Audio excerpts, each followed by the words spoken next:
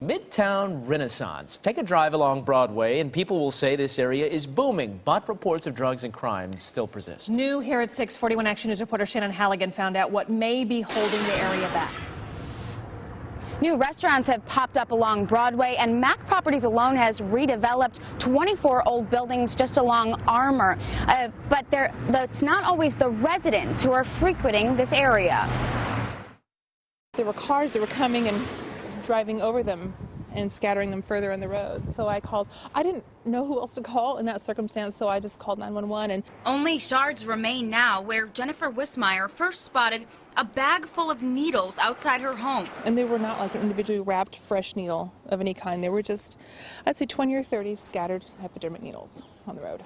She lives in Midtown near Broadway, an area that's redeveloping rapidly. So much so, there's work to establish a community improvement district. But more recently, the large apartment buildings have been redone along Armour and then the Ambassador across the street, which is fabulous because those were, really sometimes absentee owned, not taken care of and all that. With new apartments going in, Wismeyer has concerns about the CSL Plasma Center and the people who frequent the area. Police reports show a drug-related arrest on the same corner less than a week before, along with several other crimes in the same vicinity this month. We have a lot of transient situation in this neighborhood. We have the Plasma Center on Broadway, and we have a lot of walk-through. It's not clear where the needles came from. Philip Isley didn't even know they were there.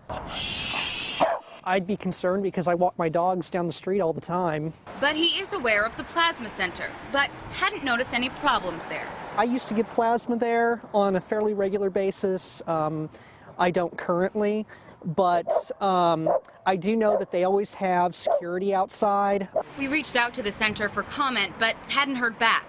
For Wismeyer, as improvements are made in her neighborhood, she just thinks it'd be better somewhere else. Maybe perhaps move it to some place that isn't so like a bedroom community, or maybe more of a business type district. I don't know what the answer is.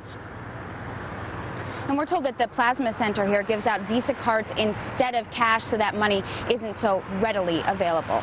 Live in Kansas City, Shannon Halligan, 41 Action News.